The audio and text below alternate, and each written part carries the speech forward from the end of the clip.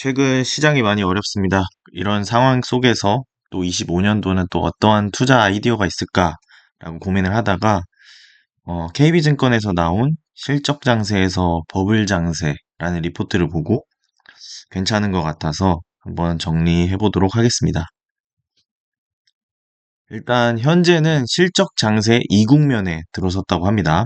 그래서 2022년도 유동성 장세부터 해서 실적 장세 1국면, 2024년도 1분기까지 진행이 됐고, 현재는 2024년 올해 2분기부터 25년 1분기까지 실적 장세 2국면에 들어섰다고 퀀트적으로 보고 있습니다. 그래서 앞으로 있을 버블 장세가 잠깐 낀다고 하는데요. 딱 1분기 동안 버블 장세가 낀 다음에 좀 시장이 하락할 수 있다라는 내용의 리포트입니다. 그래서 25년도 2분기부터 3분기까지 버블 장세가 잠깐 올 것이다 라는 내용인데요. 현재 상황을 한번 보겠습니다. 얼마나 맞는지. 최근 많이 갔었던 주식들 전부 다 실적이 좀 받쳐주는 주식들이 많이 갔습니다. 반도체부터 해서 뭐 실리콘2 등등 영업이익과 매출액 성장 이런 것들이 확실히 숫자가 나오는 종목들이 잘 갔기 때문에 실적 장세 이국면에 대한 논리는 저는 맞다고 봅니다. 그래서 이 이국면이 연말 연초까지 좀 지속될 것이다 라는 내용이었고 22년도 4분기부터 23년도 1분기가 유동성 장세라고 합니다. 그래서 코스닥이랑 2차전지가 갔었죠. 그래서 이거를 유동성 장세로 봤고 23년도에서 24년도 1분기까지는 실적 장세 1국면, 그래서 반도체랑 기계가 움직였다. 그리고 지금이 이제 실적 장세 2국면인데 이때는 소비 경기 민감주가 움직여서 소비주랑 금융주가 많이 오른다라는 거였습니다. 확실히 반도체가 올해 1분기까지 많이 올랐고, 그리고 현재 2분기부터 현재까지는 금융주랑 소비주, 뭐 실리콘투 이런 것들 많이 올랐기 때문에 또 이렇게 보면은 또 논리가 나쁘진 않은 것 같습니다. 그래서 실적 장세와 역금융 장세 사이에 버블 장세가 끼는 장세가 나올 것이다 라는 논리였고, 그 이유는 이제 금리 인하 사이클에 들어갔고, 또 연준의 스탠스, 그리고 트럼프의 또 양적 완화 정책에 대한 기대감, 이런 것들을 전부 예측을 했을 때 과잉 완화가 올 것이다 라는 내용의 리포트입니다. 그래서 만약 과잉 완화가 온다면이라는 전제가 있기 때문에 만약 전제를 하고 한번 보겠습니다. 그렇다면은 실적이 빈약한 성장주가 이제는 버블을 이끌 것이다 라는 내용이고요. 2021년도로 비교를 하면은 코로나 때 돈을 풀고 실적 장세가 나온 다음에 그 다음에는 메타버스라는 버블 장세가 왔습니다. 그거는 실적이 받쳐주진 않았고 약간의 내러티브와 살짝 그 입증되지 않은 넘버들이 나왔을 때 좀 크게 올라가는 버블 장세가 나왔다는 내용입니다. 한번 자세히 보겠습니다. 21년도와 버블 장세와 25년도 시장이 유사할 것이다 라는 내용이고요. 버블 장세라고 하면 흔히 시장이 강하게 상승한다라고 받아들이기 쉽지만 그런 뜻이 아니라고 말합니다. 말 그대로 지금 펀더멘탈보다는 밸류에이션이 주도주를 만든다는 뜻이라고 합니다. 정리하자면 첫 번째로는 전체 지수의 강세보다는 종목 장세가 두드러지는 장, 그리고 실적이 빈약한 성장주가 시장을 주도할 것이다 라는 장, 그리고 세 번째로는 이런 버블은 결국 언젠간 붕괴될 수밖에 없다. 그리고 연준의 긴축이 이제 붕괴의 트리거일 것이다 라는 내용의 리포트입니다. 그래서 21년 2분기에서 3분기 버블 장세와 앞으로 25년도가 유사할 것이다 라는 내용이고, 오히려 버블 장세에서는 코스피는 상승하지 못했다고 합니다. 그래서 반도체가 이 장세에서는 약간 부진하기 때문인데요. 이 기간 반도체 수익률은 대략 6% 정도 하락하면서 업종들 중 꼴찌를 기록하기도 했다고 합니다. 그래서 현재는 그러면 어떤 게 가장 좋냐라고 봤을 때는 고배당주가 매력적이라고 합니다. 이 버블 장세가 오기 전에 고배당주를 담아놨다가 버블 장세가 오면은 이제 버블 장세 관련된 주식을 사는 거죠. 그래서 현재는 리스크도 있기 때문에 과잉 완화, 주식시장 수급 개선을 기대하더라도 여전히 시간이 걸릴 수 있기 때문에 고배당주를 선호해야 한다고 합니다. 그래서 현재는 방어력이 좋은 고배당주들 위주로 매력적이다라고 성과가 뛰어나다라는 내용이었고요. 조심스러운 연말 수급에는 배당주 또는 턴어라운드 하는 주식들, 실적이 좋아지고 많이 내리다가 턴어라운드 하는 주식들이 매력적이라고 합니다. 실제로 최근에 배당주들 나쁘지 않고 방어력 잘 되고 있고, 최근 카카오랑 네이버가 또 턴어라운드 하는 모습 보여주고 있죠. 그래서 이 리포트가 10월 말에 나왔는데, 지금까지 12월인데 좀 잘 맞추고 있는 것 같습니다. 그래서 눈여겨볼 만한 것 같습니다. 그래서 다음으로는 스타 펀드 매니저는 이런 버블 장세에 탄생한다. 이 삼성전자가 쉴 때 스타는 나온다고 합니다. 그래서 KB증권은 2017년 스타 펀드 매니저의 시대라는 인덱스 자료를 통해 삼성전자와 주도주 관계에 대해 분석한 적이 있다고 합니다. 그래서 주도주들은 반도체가 쉬어갈 때 탄생한다고 합니다. 그래서 2025년에 삼성전자와 반도체가 주도주인가? 라는 질문은 매우 중요합니다. 그래서 지금까지 분석의 결과는 주도주일 가능성이 낮다고 말하고 있다고 합니다. 그래서 특히 이번에 2025년도는 21년도와 유사한 버블 장세를 보고 있습니다.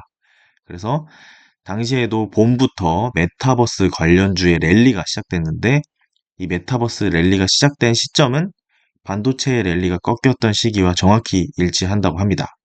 그래서 이 KB증권은 하이닉스의 반등을 전망하고 있으나 내년 초 이후에는 하이닉스도 힘이 약화될 것으로 본다고 합니다. 그래서 이 자금이 이제 반도체 자금이 이동을 할 건데 그게 어디일지 좀 이분이 좀 추려봤습니다. 일단 21년도 버블 장세 당시 보면은 반도체 혼자 마이너스, 자동차 마이너스, 그러니까 소매. 지금 가장 강한 종목들이죠. 반도체, 자동차, 소매 이쪽 가장 약했고 버블 장세 때는 오히려 다른 엄청난 주도주들이 나오는 모습이 나옵니다. 그래서 과연 버블 장세 주도주는 누구일까라고 하는데 이제 두 가지 주도주의 조건이라고 합니다. 그래서 최근에는 AI가 안 끼면 주도주가 될 수가 없습니다. 그래서 AI가 꼈는지 그리고 숫자가 나왔는지입니다. 이 숫자는 진짜 실적 숫자가 아니라 좀 이따 보시면 아시겠지만 MAU 같은 뭐 이용자 수 뭐 이런 것들이 쉽게 보고 판단할 수 있는 그런 숫자만 나온다면은 주도주가 나올 수 있다라는 내용입니다. 그래서 2021년도 버블 장세를 보고 또 과거와 현재 비교를 해보겠습니다. 일단 메타버스가 왜 급등했냐면 AI 활용 산업이기 때문이다. 현재도 AI, HBM 등 AI가 엄청나게 주도주가 나왔었죠. 그래서 AI, 이 HBM이나 이런 것들 다 활용하는 산업인지를 중요하게 봐야 될 것 같습니다. 주도주의 조건입니다. 그래서 이번에는 완전 생뚱맞은 산업에서 주도주가 나올 가능성보다는 바로 직전에 사람들에게 충격을 주었던 주도주가 파생될 가능성이 높다고 생각한답니다. 바로 AI입니다. 그래서 2023년도 AI가 주목받았고, 엔비디아, 챗GPT, AI 그 자체였습니다. 그래서 AI가 어떤 산업에 접목되어서 세상이 펼쳐질지 아직 구체화되지 못했기 때문에 내러티브나 뭐 이런 것들, 메타버스 같은 것들이 많이 나올 수 있다. 그래서 이런 것들을 잘 주목해야 된다라는 내용입니다. 그리고 이런 버블 장세에는 이익이 증가하는 기업을 찾는 게 아니라고 합니다. 다만 내러티브만 있다면 주도주가 되긴 부족하고 데이터로 확인이 되어야 이제 꿈을 꾸기 시작한다고 합니다. 그래서 데이터로 확인되는 산업이 메타버스였습니다. 제페토 이용자 수 추이를 볼 수 있었고 로블록스 일간 액티브 유저 수를 이제 계속 실시간으로 볼 수 있었기 때문에 이런 데이터들을 보면서 미래에는 더 성장할 거다. 이러면은 매출이 어느 정도 나오겠다. 이런 것들을 볼 수 있는 또 데이터를 제공하는 산업이면은 더욱더 버블이 낄 수 있다라고 볼 수 있습니다. 과거에 메타버스 랠리는 실적으로 증명된 건 아니었지만 몇몇 데이터가 내러티브를 잘 뒷받침해줬다고 합니다. 그래서 만약 이렇게 된다면 강력한 내러티브가 존재하고 일부 가능성이 데이터로 보여지는 산업을 찾는다면 밸류에이션 버블로 상승할 것이다 라는 의견이었습니다. 그리고 이거 말고도 어, 그 정부에서 어느 산업을 지원하는지를 이제 DARPA라고 하는데 이거를 참고하는 것만으로도 퀀트적으로 괜찮은 성과가 나왔다고 합니다. 어, 과거 예시를 들면 2022년도 하반기에는 예산 증가율이 반도체 후공정 패키징에 높았기 때문에 반도체 후공정 패키징을 주목했고 2023년도 하반기부터는 예산 증가율이 높았던 항목인 방산과 우주 항공에 주목했는데 결과가 좋았다고 합니다. 그리고 현 시점이 중요하죠. 현 시점에서 예산 증가율이 가장 높은 항목은 우주 항공과 바이오 분야라고 합니다.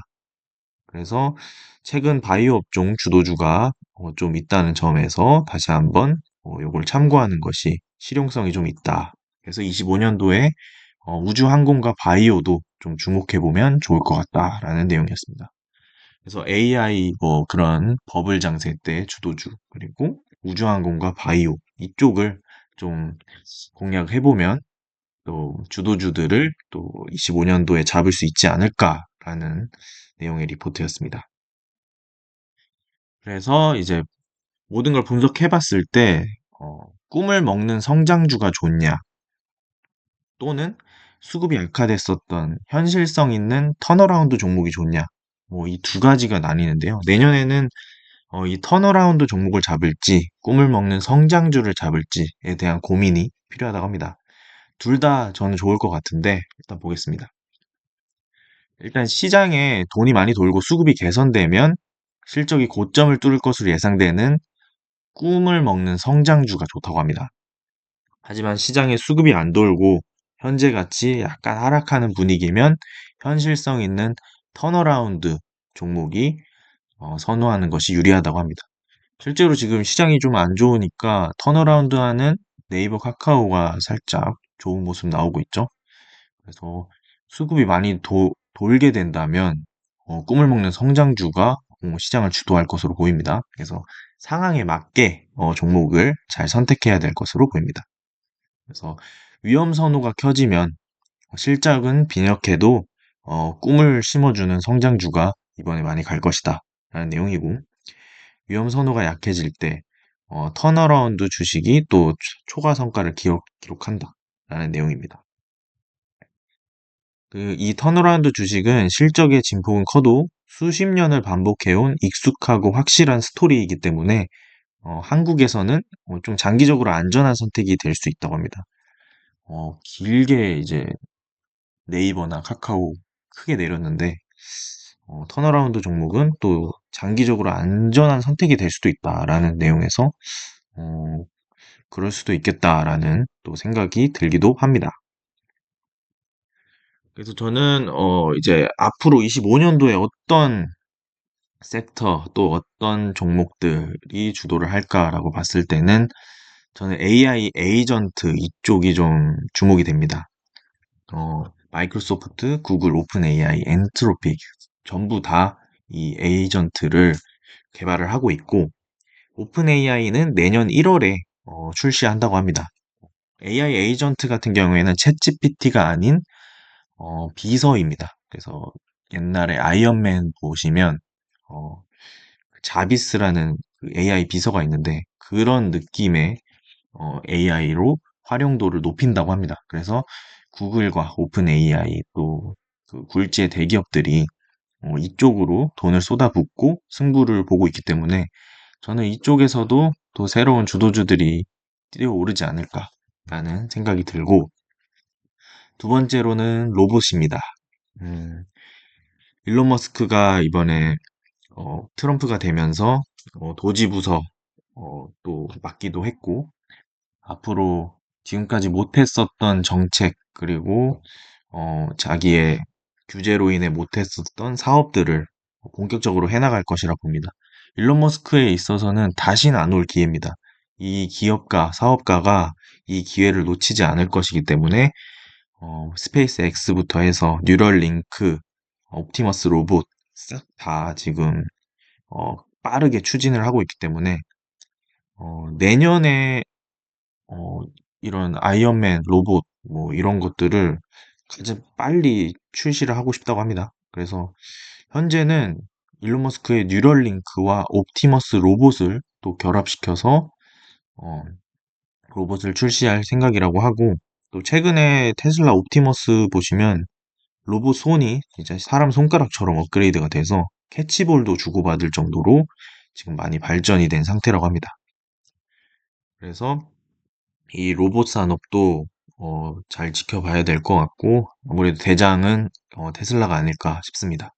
그래서 자율주행 등 지금까지 많이 그 준비해왔던 산업들을 일론 머스크가 다 결합시켜서 점점 미래 세상을 만들어내갈 발판이 지금 마련됐지 않나 싶습니다. 그리고 지금 한국 시장이 안 좋은 이유죠. 트럼프가 되고 나서 관세 또는 스트롱 아메리카라는 그런 그 기조를 밀면서 미국에만 돈이 쏠리도록 지금 정책을 하고 있습니다. 그래서 한국 시장이 수급이 많이 돌지 모르겠습니다. 수급이 많이 안 돈다면 아까 턴어라운드 종목을 골라야 될 것 같은데, 일단은 현재 트럼프가 어떤 스탠스를 취하고 있는지 보겠습니다. 달러 패권에 도전한 중국, 러시아에 100% 관세를 매기겠다고 경고했고, 또 바이 아메리칸, 미국산을 더 사라. 다른 나라 거 사지 마라. 이게 지금 미국만을 위한 정책들을 얘기하고 있습니다. 그리고 전 세계 순차적 관세 폭탄 매길 거다. 2026년까지 3배 인상할 수도 있다, 중국은. 이런 것도 이제 미국이 강달러가 되고 전체적으로 환율 같은 것도 충격이 오고 주변 국가들은 전부 다 좀 경제가 안 좋아질 가능성이 있습니다. 그리고 중국 싱크탱크에서는 트럼프 관세 인상 땐 미국인이 손해볼 것이다. 왜냐면 각국이 반격 대응할 거기 때문에. 그래서 화폐 전쟁, 그리고 뭐 또 무역 전쟁, 뭐 이런 돈 갖고 싸우는 일들이 많이 일어날 것 같고, 그에 따라 새우등 터지는 나라들도 많이 나올 것으로 예상이 됩니다. 그래서 트럼프가 지금 하고자 하는 게 뭐냐면 마가입니다. Make America Great Again. 위대한 미국을 다시 세우자라는 이념이고, 뭐를 하려고 하는지 보겠습니다. 얘네는 일단 지금 화폐 통합 EMU, 정치 통합 EPU, 사회 통합 ESU 순으로 추진해 가던 후자도 99년 유로화 도입으로 첫 단추인 EMU까지는 성공했다. 지금 달러로 이제 화폐 통합까지는 성공했는데 EPU 상징인 유럽 통합 헌법이 일부 회원국의 강한 반대에 부딪혀 멈춘 상황이다. 그러니까 이제 정치 통합, 사회 통합까지도 갈 생각이다라는 것 같습니다. 그래서 강한 미국과 트럼프의 절대 군주 야망도 마가가 전 세계를 대상으로 해야 진정한 의미가 있다. EU 방식을 수용해 마가의 적용 대상을 세계 모든 국가로 확대하고 심화 단계를 세계 화폐 통합, 세계 정치 통합, 세계 사회 통합 순으로 추진하면 미국 합 중국을 뛰어넘어 세계 통합국 달성이 가능하다라는 논리, 이런 논리로 지금 트럼프와 또 페이팔 마피아 14인 등 이제 주변 도와주는 사람들이 이런 논리를 가지고 있는 것 같습니다. 그래서 WMU, 세계 화폐 통합을 실현하기 위한 세계 중앙은행 구상도 마련되어 있고, 이미 프로젝트 2025에 담긴 미국 중앙은행 패드 개편안에는 연준이 세계 중앙은행 역할을 하기 어렵다는 것이 담겨져 있기도 했다고 합니다. 그래서 오히려 트럼프 집권 1기 때 일본은행을 대상으로 추진했던 것처럼 미국 국채를 강제로 팔아 각국 중앙은행을 연계시키는 것이 트럼프 노믹스 2.0을 추진하고 세계화폐 통합을 달성하는 길이 될 것으로 분석하고 있다고 합니다. 그래서 세계 사회 통합은 트위터죠. X 그리고 XAI 스페이스 X를 활용하면 충분히 가능하다는 것이 부통령 후보인 벤슨의 판단입니다. 이게 이제 페이팔 마피아들이 계속 이런 것을 계획하고 같이 행동하고 있습니다. 그래서 실리콘밸리 14인으로 알려진 페이팔 마피아는 피터 틸, 그리고 맥스 레브친, 리드 호프먼, 체드 헐리 등을 비롯한 페이팔 창립 멤버들이라고 하고요. 이 페이팔 창립에 깊숙이 관여한 머스크는 지금도 페이팔 마피아의 정신적 지주로 추앙받고 있다고 합니다. 이 마가가 무서운 것은 단순한 목표가 아니라 실행안까지 구체적으로 마련되어 있기 때문이라고 합니다. 그래서 이러한 상황에서 투자를 한다고 한다면 한국 투자보다는 미국 투자를 하는 게 어, 좀 비교적 그 리스크가 덜할 수 있다라고 보입니다. 이렇게 계획을 하고 이런 세계 강대국이 이렇게 강력하게 밀어붙인다면 주변국들은 계속해서 아무리 좀 내러티브나 이런 게 좋아도 금방 또 무너질 수 있지 않을까 싶습니다. 그리고 저 버블 장세 같은 경우도 분기 1분기만 딱 올라가기 때문에 뭐 이번 내년 내내 올라가지도 않습니다. 항상 버블은 강력하지만 좀 짧게 가죠. 그래서 전체적으로 내년 네, 어떤 종목 고르면 좋을지 그리고 현재 미국 시장의 상황은 어떤지 뭐 이런 것들 전체적으로 알아볼 수 있었던 리포트와 시황이었습니다. 이상입니다.